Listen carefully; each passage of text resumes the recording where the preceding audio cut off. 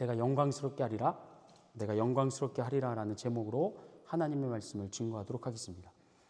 죽은 나사로의 부활 이후에 그를 살려주신 예수님의 인기는 절정에 이르게 되었습니다. 그런데 다른 한편으로 예수님에 대한 종교 지도자들의 증오와 미움 역시도 배가 되어서 하루빨리 예수님을 붙잡아 제거하고자 했고요. 이를 위해 유대 땅 전역에 예수님에 대한 공개 수배령을 내리기도 했습니다.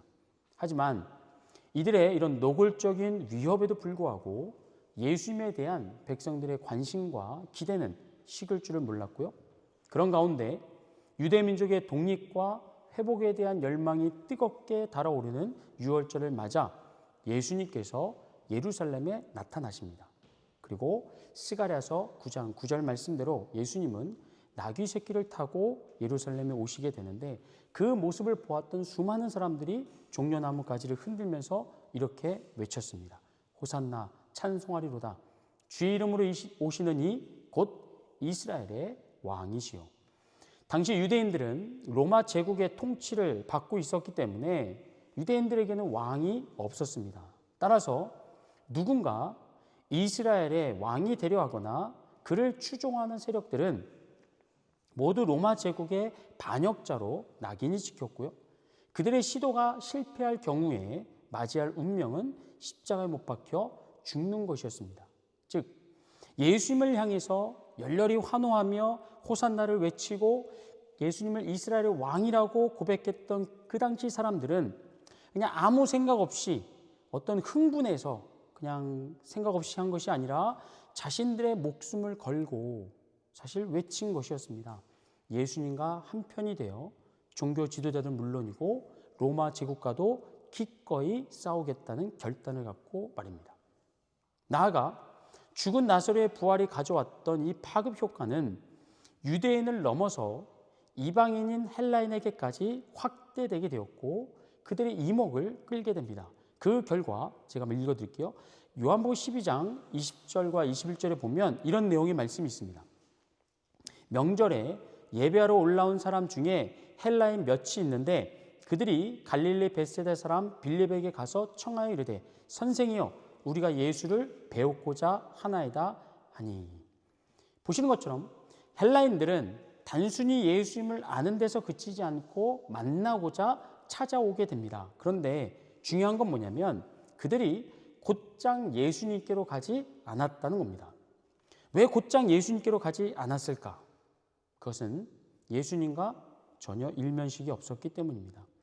전에 예수님을 만났다거나 평소에 알고 지내던 사이가 아니었기 때문에 헬라인들은 예수님을 만나기 위하여 누구의 도움을 청하게 됩니까? 예수님의 제자인 빌립의 도움을 청하게 됩니다. 자, 그런데 이 사건이 요한복음 6장 44절과 같이 묶어서 보면 놀라운 의미를 우리가 발견할 수 있습니다. 요한복음 6장 44절을 제가 읽어드릴게요. 나를 보내신 아버지께서 이끌지 아니하시면 아무도 내게 올 수 없으니 오는 그를 내가 마지막 날에 다시 살리리라. 예수님께로 오는 사람들은 어떤 사람들이라고요? 아버지께서 보내는 사람들이라는 겁니다. 즉 낯선 헬라인들이 예수님을 찾아온 것은 단순한 호기심 때문이 아니라 그 배후에 하나님 아버지의 이끄심이 있었다는 얘기입니다. 나를 보내신 아버지께서 이끌지 아니하시면 아무도 내게 올 수 없느니라.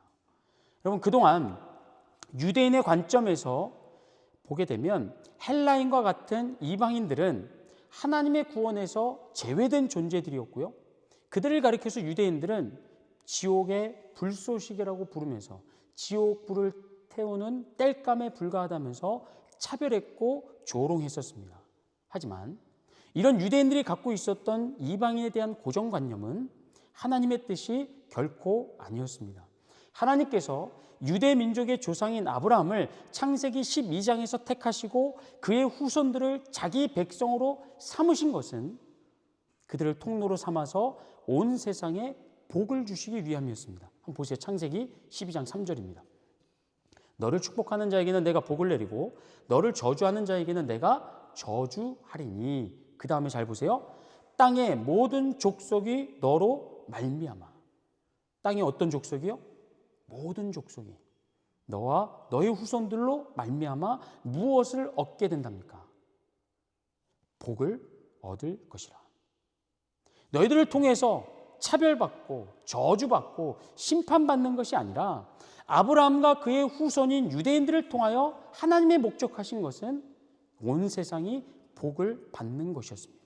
그리고 그 복, 온 인류가 아브라함의 후손들을 통해서 받게 될 복의 궁극적인 내용이 바로 죄사함의 구원이었고요. 이걸 위해서 하나님께서 예수님을 유럽 사람이나 아프리카 사람이 아니라 아브라함의 후손인 유대인으로 이 땅에 보내신 것이었습니다. 그리고 이제 그 때가 되었음을, 이방인과 유대인 모두를 위한 구원이 마침내 이루어질 때가 되었음을 하나님께서 이방인인 헬라인들을 예수님께로 이끄심으로 그걸 보여주신 것이었습니다. 그리고 여기에 발맞춰서 예수님 역시도 이렇게 말씀을 하십니다. 요한복음 12장 23절입니다. 같이 읽겠습니다. 시작. 내가 왔도다. 여기서 우리는 요한복음 전체적으로 중요한 흐름을 하나 기억해 하셔야 되는데 뭐냐면 오늘 요한복음 12장 전까지 어떤 표현이 반복되냐면 아직 때가 이르지 않았다라는 표현이 반복되었습니다. 기억하시나요? 요한복음 2장에 가나의 혼인잔치가 나오는데 그때 포도주가 떨어집니다. 그래서 예수님의 어머니 마리아가 이 사실을 예수님께 알렸을 때 예수님 뭐라고 대답을 합니까? 내 때가 아직 이르지 아니었나이다. 이후 요한복음 7장으로 가면 초막절을 앞두고 예수님의 친동생들이 이렇게 조롱하며 이야기합니다. 형님이 그렇게 유명해지고 싶다면 이런 시골이 아니라 저 큰 도시 예루살렘으로 가서 유대로 가서 사역하시는 게 낫지 않겠습니까? 그런 동생들의 빈정거림에 대해서 예수님은 그때도 내 때는 아직 이르지 아니었다라고 말씀하셨습니다. 그 외에도 예수님을 붙잡으려 했던 사람들과 종교 지도자들의 실패할 때마다 요한복음이 반복했던 표현은 이겁니다. 그의 때가 아직 이르지 아니하였다. 자, 그런데 이렇게 요한복음에서 반복되고 있는 예수님의 때란 하나님의 구원이 완성되는 날, 즉 온 인류를 구원하기 위한 예수님의 죽음을 의미한다고 말씀드렸습니다. 그런데 그동안에 꼭꼭 감추어지고 있었던 예수님의 죽음이 이방인인 헬라인들의 방문을 계기로 하여 그 윤곽이 이제 드러나게 되었고, 이어서 예수님께서는 미랄 비유를 통해 이 하나님의 구원에 담긴 신비와 능력을 다음과 같이 설명을 합니다.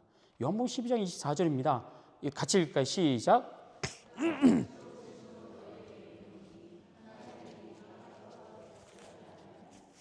그대로 읽고 죽으면 많은 열매를 맺느니라. 아멘. 땅속에 심겨진 미랄, 씨앗이 많은 열매를 맺기 위해 어떤 과정이 필요합니까? 그대로 자기 몸을 지키는 것이 아니라 반드시 그 몸이, 씨앗의 몸이 찢겨지고 부서져야만 합니다. 마찬가지로 하나님의 구원도 그렇다는 겁니다. 훗날 예수님께서 채찍에 맞으시고 가시면류관을 쓰시고 손가발이 십자가에 못 박히고 옆구리를 창에 찔리신 것, 그렇게 예수님의 몸이 만신창이가 되고 부서지게 된 것이 결단코 실수나 실패가 아니었다는 겁니다. 예수님이 당하신 모든 고난과 죽음은 무엇을 위함입니까? 많은 열매, 다시 말해 유대인과 이방인 모두를 구원하기 위한 참으로 영광스럽고 위대한 희생이었습니다. 그리고 예수님은 이 사실을 잘 알고 계셨습니다. 그래서 우리가 요한복음 12장 23절에서 봤듯이 이제 곧 맞이하게 될, 이제 윤곽이 드러난 그 자신의 죽음을 가리켜서 뭐라고 이야기합니까? 인자가 영광을 얻을 때가 되었도다. 자신의 죽음을 영광으로 표현합니다. 그런데요, 오늘 본문으로 이제 넘어오게 되면 지금까지 말씀드린 내용과 결이 다른 뭔가 좀 이상한 예수님의 고백이 갑자기 툭 튀어나오게 됩니다. 그게 뭐냐? 요한복음 12장 27절을 보세요. 지금 내 마음이 괴로우니 무슨 말을 하리요? 아버지여 나를 구원하여 이 때를 면하게 하여 주옵소서. 그러나 내가 이를 위하여 이 때에 왔느니라. 앞서 자신의 죽음을 가리켜서 많은 열매를 얻기 위한, 하나님의 구원을 완성하기 위한 위대한 희생이다, 영광이다 라고 이야기했던 한 예수님께서 갑자기 뭐라고 표현합니까? 자신의 마음의 괴로움을 토로하고 있습니다. 자, 그런데 이 말씀 속에서 대부분은, 보통은 어디에 주목을 하냐면 그러나 다음에 주목을 합니다. 그러나 내가 이를 위하여 이때 왔느니라. 여기에 주목을 해요. 왜냐? 예수님께서 결국 십자가를 짊어지시고 위대한 죽음을 맞이하셨기 때문입니다. 그런 예수님의 위대함, 영웅적인 죽음을 더 강조하고 부각시키고자 많은 경우 그 앞에 있는 예수님의 고뇌와 갈등을 최소화하고 그러나로 넘어갑니다. 결단과 순종으로 직행을 합니다. 하지만 오늘 우리에게 있어서 예수님의 궁극적인 순종, 그 멋있는 고백보다 더 우리에게 중요한 건 뭐냐면 그 전까지, 순종하기 전까지 예수님이 갖고 있었던 고뇌와 갈등이라는 겁니다. 왜냐? 우리의 삶 속에서 우리가 신앙생활을 하다 보면 뭐가 더 많습니까? 순종보다는 고민이, 믿음의 승리보다는 좌절과 실패가 우리에게 더 많이 경험되기 때문입니다. 요한복음 12장 27절에서 우리말 괴로우니라고 번역된 헬라어가 발음이 좀 어렵긴 한데 테타락타이라는 단어입니다. 테타락타이. 근데 이 단어는요, 뜻이 뭐냐면 흔들리다, 요동치다라는 뜻을 갖고 있습니다. 근데 이걸 비유하게 되면 이런 표현이에요. 어느 날 몸 상태가 좀 이상해서 병원에 가서 진단을 받았는데 그 결과 의사로부터 갑자기 말기암이나 어떤 난치병으로 진단을 받았을 때 우리가 겪을 수 있는 충격, 두려움, 그걸 표현하는 게 테타락타입니다. 즉, 지금 예수님께서 십자가의 고난과 죽음을 앞둔 상태에서 느끼고 있었던 감정이 이까짓 것, 뭐 이런 고통, 이런 괴로움쯤이야 별거 아니다라고 담담하게 맞이하지 않았다는 얘기입니다. 우리와 같은 인간으로서 예수님은 십자가에서 당하실 육체적인 고통과 괴로움, 아픔과 통증을 고스란히 느끼고 계셨고 죽음에 대한 공포와 두려움 역시도 예외가 아니었다는 얘기입니다.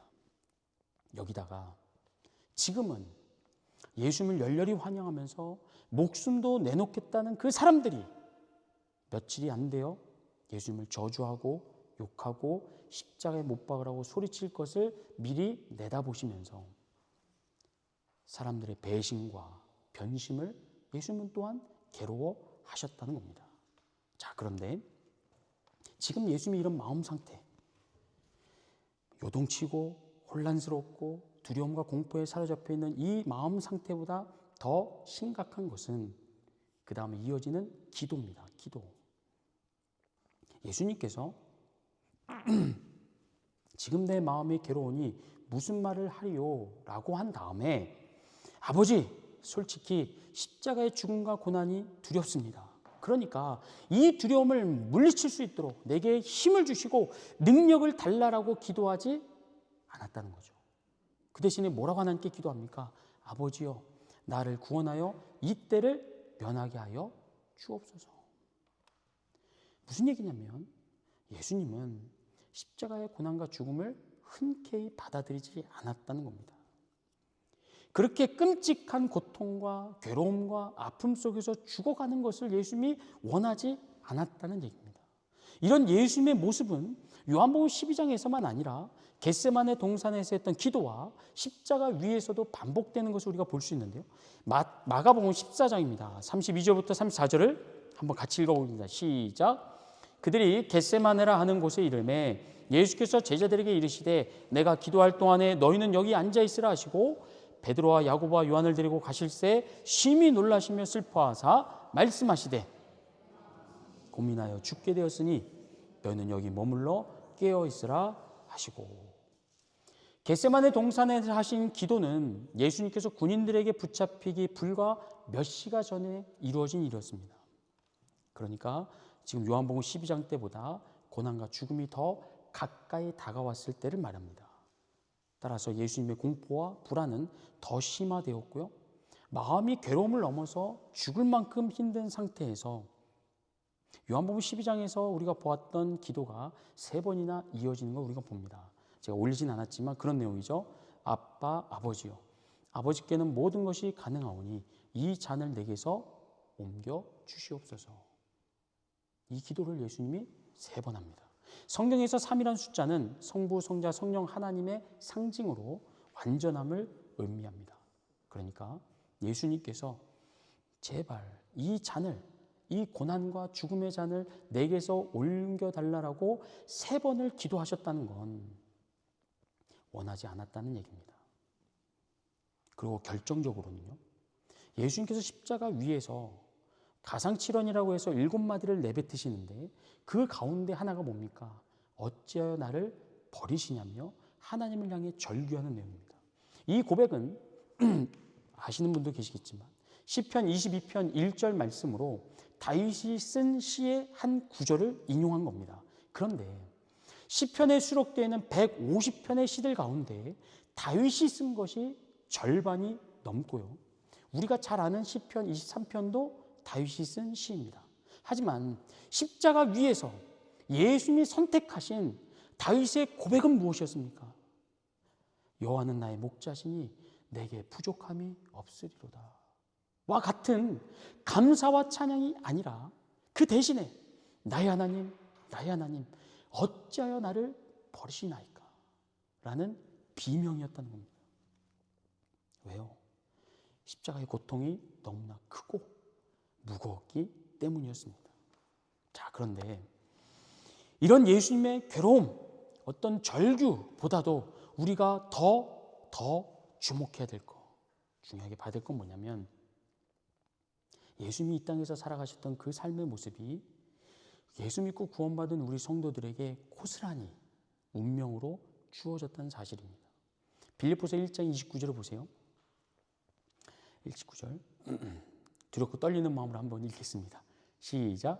그리스도를 위하여 너에게 은혜를 주신 것은 다만 그를 믿을 뿐 아니라 또한 그를 위하여 하심이라. 아멘. 여러분, 하나님께서 우리에게 구원의 은혜를 베푸신 목적이 뭐라고 말씀합니까? 예수님을 구원자로 믿어 죄의 사함을 받을 뿐만이 아니라 예수님을 위하여 무엇도 받으라고요? 고난도 받게 하려 함이라. 그러면서 빌립보서는 예수 믿는 성도들에게 하나님이 목적하신 고난이 무엇인가, 그 고난의 내용을 설명해 주는데 쉽게 보기 위해서 현대인의 성경 버전을 한번 이 말씀 보겠습니다. 빌립보서 2장 1절부터 4절입니다. 한번 들어보세요. 그리스도 안에서 여러분은 서로 격려하고 있습니까? 그리스도의 사랑으로 서로 위로하며 성령으로 교제하고 있습니까? 그리고 서로 친절과 동정을 베풀고 있습니까? 그렇다면 한 마음 한 뜻으로 같은 사랑을 가지고 하나가 되어 내 기쁨을 충만하게 하십시오. 무슨 일이든지 다툼이나 허영으로 하지 말고 겸손한 마음으로 자기보다 남을 낮게 여기며 자기 이익만 생각하지 말고 남의 이익도 생각하십시오. 보시면 예수님을 위한 성도의 고난에 대해서 빌립보서는 무엇을 이야기합니까? 물리적인 핍박이나 어떤 장엄한 희생을 말씀하고 있지 않습니다. 그렇다고 해서 그게 아니란 얘기는 아닙니다. 그러나 빌립보서에서 주목하는 건 뭐냐면 우리가 예수 믿은 성도로서 이 땅에 사는 동안 당해야 될 고난 가운데는 어디 기독교 국가가 아닌데 가서 핍박을 당하고 폭력을 당하고 고통을 당하는 것만이 아니라 무엇도 포함이 된다는 겁니까? 다른 사람과의 관계와 교제 안에서 당하는 고난도 이야기한다는 겁니다. 이걸 왜 고난으로 표현하는가? 이유가 있습니다. 우리 옛 어른들의 지혜가 담겨있는 그 속담들 중에는 이런 말이 있죠. 팔은 안으로 굽는다. 가재는 누구 편이라고요? 개 편이라고요. 여기에 담긴 뜻이 무엇이 있습니까? 누구나가 자기와 가까운 사람, 친한 사람, 마음이 이렇게 연결되는 사람들에게 더 정을 베풀고 쉽게 편을 든다는 내용이 담겨져 있습니다. 왜냐? 상대방을 잘 알고 관계가 깊은 만큼 필요할 때 경제적인 도움뿐만이 아니라 정서적인 안정과 위로를 주고받기가 수월하기 때문입니다. 이런 속담들은 지금까지 우리 옛 어른들이 수많은 경험과 체험을 바탕으로 만들어진 검증된 상식이고 지혜입니다. 따라서 이런 속담대로 나만의 울타리를 치고 그 안에 내가 들여보내준 사람들과만 만나고 교제한다면 그런 관계 안에서는 어떤 문제나 어려움을 대부분 겪지 않을 수 있습니다. 하지만 방금 읽어드린 빌립보서 2장 1절부터 4절은 예수 믿는 우리 성도들에게 무엇을 명령하고 있습니까?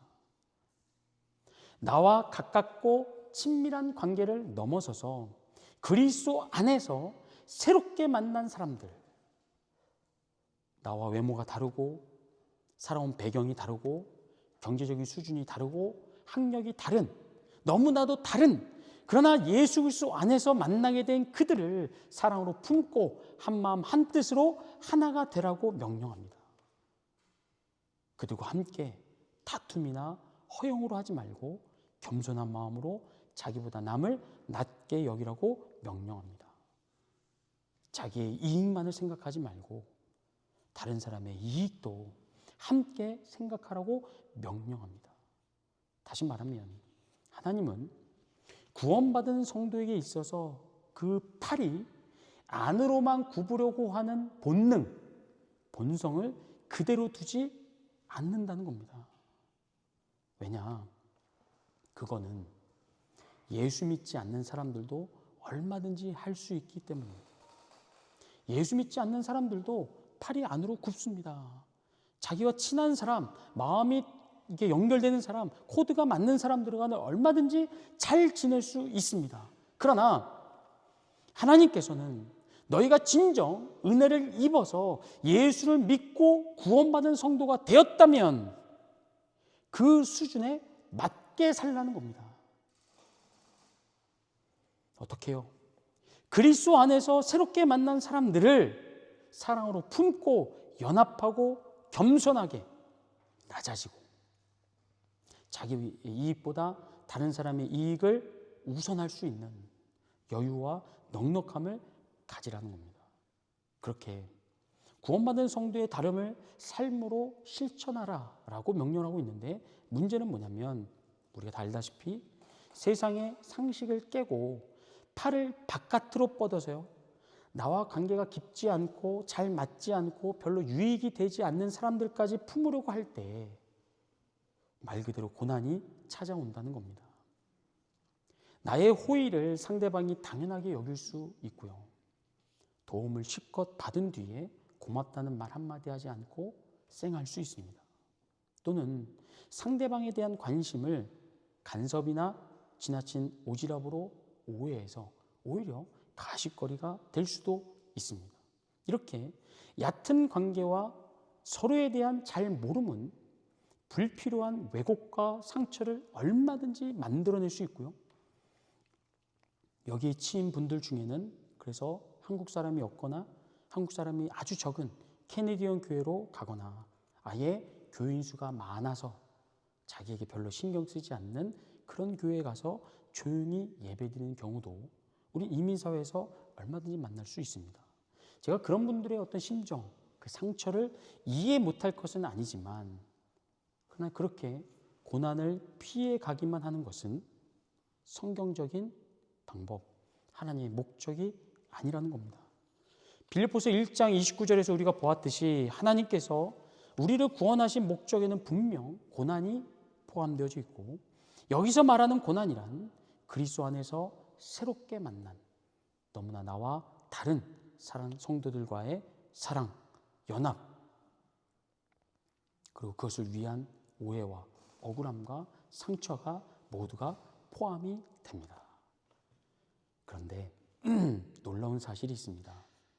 뭐냐면 그렇게 예수님을 위하여 예수님 때문에 고난에 참여하여 우리가 겪는 아픔, 슬픔, 괴로움을 하나님께서 하나님의 영광으로 인정하시고 받아주신다는 겁니다. 요한복음 12장 27절부터 28절을 다시 봅니다. 같이 읽습니다. 시작. 지금 내 마음이 괴로우니 무슨 말을 하리요? 아버지여, 나를 구원하여 이 때를 면하게 하여 주옵소서. 그러나 내가 이를 위하여 이 때에 왔나이다. 아버지여, 아버지의 이름을 영광스럽게 하옵소서 하시니 이에 하늘에서 소리가 나서 이르되 내가 이미 영광스럽게 되었고 또한 영광스럽게 하리라 하시니. 여러분, 예수님께서 지금 나를 통하여, 예수님을 통하여 아버지의 영광이 드러나게 하옵소서라고 기도했을 때 하나님께서 그 기도에 뭐라고 응답을 하고 계십니까? 내가 이미 영광스럽게 하였고 또다시 영광스럽게 하리라. 하나님은 이미 예수님을 통하여 자신의 영광이 드러났고 또다시 드러나게 하리라라고 응답을 하셨는데, 중요한 건 이미 드러났다라고 하는 부분입니다. 왜냐? 이미 드러났다라고 하는 그 부분 안에 요한복음 12장 27절 전체가 다 포함이 되기 때문입니다. 무엇이 포함이 됩니까? 그러나 내가 이를 위하여 이때에 왔다는 예수님의 순종과 결단뿐만이 아니라 그 앞에, 그 순종과 결단 앞에 있는 예수님의 고민, 갈등, 고통, 망설임까지도 하나님의 영광 안에 다 포함이 된다는 겁니다. 왜 그럴까요? 당연하기 때문입니다. 우리가 이 세상에서 하나님의 자녀로 산다는 것, 하나님 말씀에 순종한다는 것이 우리에게 아무 일도 아니고 쉽게 누구나 할 수 있는 일이 아니라 고난이기 때문입니다. 어렵다는 거죠. 실패한다는 겁니다. 넘어질 수 있고 좌절할 수 있다는 거예요. 그러니까 그리스도 안에서 누구와도 연합하고 사랑하고 높여주는 것이 우리에게 고난으로 다가오는 게 당연하기에 하나님께서 그것까지도 하나님의 영광으로 받아 주신다는 겁니다. 사랑하는 성도 여러분, 우리의 잘남과 못남에 따라서 하나님의 영광이 결코 좌우되지 않습니다. 우리가 믿음에 순종하고 승리하고 찬양할 때만 하나님 영광 받아주시고, 우리가 실패하고 넘어지고 싸우고 다투고 그럴 땐 하나님이 외면하시거나 모른 척 하시지 않습니다. 하나님의 영광은 그것보다 더 큽니다. 우리의 잦은 실수와 넘어짐과 실패까지도 하나님 영광 안에 다 포함이 됩니다. 그러니까 뭐 하라고요? 실패해도 괜찮다는 거예요. 다만 포기하지 마시라는 겁니다. 예수님이 그랬던 것처럼 여러분이 교회 안에서 혹은 교회 밖에서라도 그리스도 안에서 만나게 된 새로운 사람들과 연합하기 위해 억울한 일을 당하고 사랑하기 위해서, 용서하기 위해서 손해를 당할 때, 그래서 못하겠다고 하고 포기하려고 할 때 그것조차도 하나님께서는 자신의 영광으로 삼아주시고 우리에게 다시금 격려와 용기와 새 소망을 불어넣으신 줄 믿습니다. 그러니 이번 한 주간 하나님께서 우리에게 보내주시는 그리스도 안에서의 새로운 만남들을 여러분 피하려고 하거나 미리부터 조심하려 하지 마시고 열어두시고, 누구라도 하나님 우리에게 보내주셨을 때 도전하시기 바랍니다. 노력하시고 실천하시기 바랍니다. 그래서 더 큰 하나님의 영광으로 우리의 삶이 채워질 수 있는 그런 복된 삶이 되기를 주의 이름으로 축복합니다. 아멘.